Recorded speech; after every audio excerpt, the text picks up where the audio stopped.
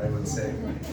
And we were neighbors also, so we used to live nearby. So I grew up listening to Fawzia. I grew up in this city as a young media, media professional and a human rights activist and a health and gender activist. So I grew up listening to people like Dr. Kamran and Fawzia. So they had a great influence. And when I read the book, and I was running Black Hawk Sounds, and we were a group of young professionals doing documentaries, and also I sat with Kamran, and we used to sit. I hope, Kamran, you remember, we used to sit in evenings, talk about spirituality and the 7 elements of spirituality and 7 elements of tariqat and all of that. And I was like, how many people have access to this book, and how many people would understand? And then it all started that we should make. He said, you do it. You have the production company. You come on, you do it. Make it accessible to people. And I said, all right, okay. So then we sat and we developed how should we do it, Malia, and I remember the Black Box team, like Rashad and Sherry and Kashif is sitting, and all of us, we used to sit in the evenings and try to figure out how do we translate this heavily, spiritually heavy book called Tariqat into a video documentary. So that was a great challenge. So that is the background, and I think we spent about 3 to 4 months in developing and planning how do we do it, and we spent about 6 months in filming, and we spent about 3 to 4 months in editing. So the whole project was all in all about 1 year. So I leave the floor now to Kamran, and it is, time flies. It has been 10 years, and Ali's absolutely right. The unfortunate thing is that I'm very sad today that this video is still valid. This video is still relatable, and that is the sad part. I wish the times would have changed. I still wish the times will change in our lifetime, but so that's the sad part of it.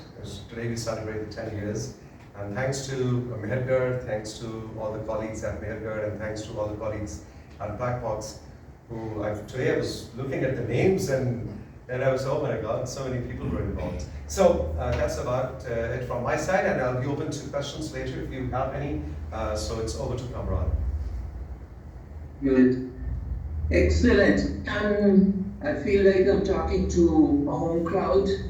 Ali and Tauseeq being old friends. I'm sure we have other friends in the audience here. And some of the most important women in my life. My sister Malia, my wife/friend Hafeen, and my mother, of course, sitting here. So very nice talk. The idea behind was basically the idea is to be more and more in touch with our pluralistic roots. That is only one of the interventions into this extremist mindset that is growing in Pakistan. There are many levels of interventions that are required that could be effective. Some of them are direct, and some of them are very indirect intervention. So one can, I think there is no one solution to what we are struggling with. And what we continue to struggle with, and it's getting worse with time, for the time being. That's the reality of it. There is no solution to it. There are many levels of solutions that need to work side by side at the same time. One of the solutions is to create, strengthen identities that are parallel to one monolithic kind of religious identity that we are getting more and more stuck in. We Pakistanis, of course, and the assumption is that we are all the same, and we are not all the same. So one of the interventions is to not necessarily to weaken this identity, that has other interventions, but but to strengthen the parallel other identities. That yes, this is one identity that we get attached or over-attached to, but in addition, there are many other kinds of identities that we starting with other religious identities and diversity within that, and to own that. And then more cultural diversity, and also diversity usually helps to soften one particular identity that you get more and more attached to, and that becomes problematic. So trying to bring some balance into that, trying to take pride in the fact that we have such diversity. Instead of taking pride in we are all one and one, to say no, it's beautiful, look at the colors, look at the tremendous diversity, and to take pride in that is one of the ways. Again, as I said, we can talk about. And Tauseeq and I discussed that we'll leave more time for discussion and questions, so that it's more of an interactive thing. But I think we need to approach it from many different angles. And this was one of the angles which led to the book, Tariqat 7 Elements. In the book, I made sure that we not only outline the what the elements are of spirituality, local spirituality, which has its roots again, as you heard it, but also to bring out the shadow side of that particular element. So every element has its strengths, advantages, but it also has had its challenges and weaknesses and the darker shadow side of that element. And it's important to talk about both. So, and at the same time, like religion also, it can have its advantages, but then you weigh it against its, what are the negatives that came out for a particular kind of religious thought. So these are things that we need to be always in balance and look at all sides of these things. Okay, Tauseeq, I said 3 minutes, and I'm sure it's much longer, and I can go on and on talking. But let's open it up. Over to you, Tauseeq. Thanks. Just one second. When we go to the question, and you can ask questions in any language: English, Urdu, French, Punjabi, and I think Kamran, you speak Pashto as well a bit. You grew up in Peshawar.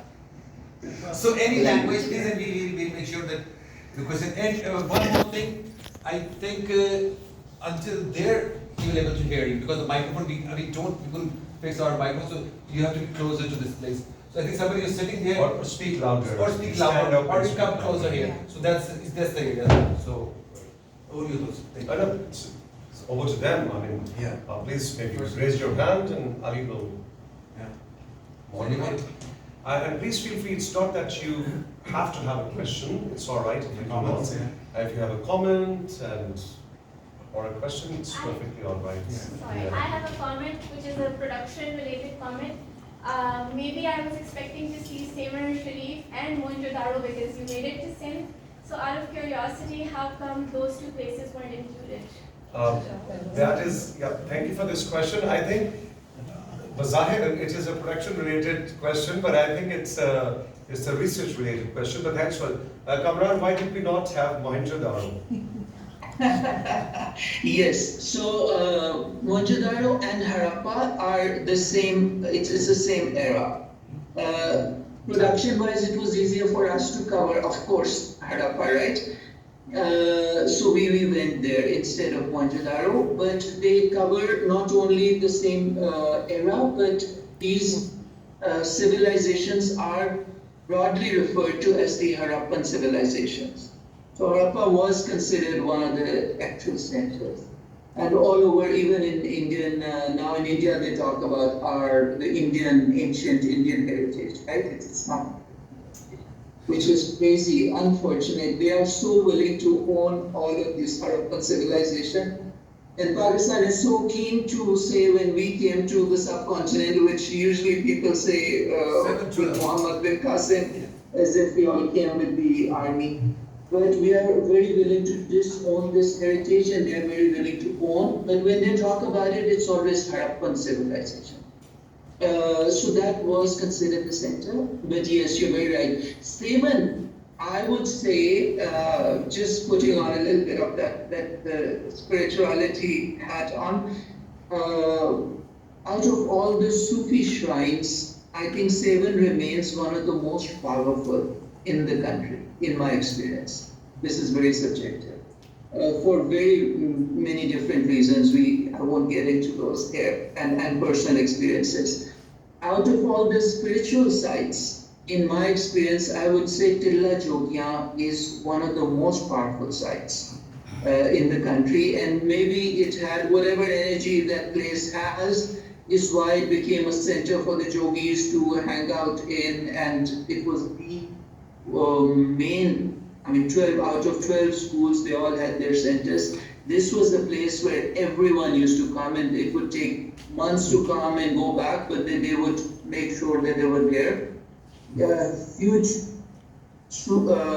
yogi center, but that is a very powerful spiritual. In terms of Sufi shrines, certainly Seven Sharif, but it was more a matter of technically how to manage the recordings. We still ended up having to go all over the place. Yeah. But both of those are very similar. Sorry, just to quickly add to that, because there are so many hand raises and I would like to listen to all of you.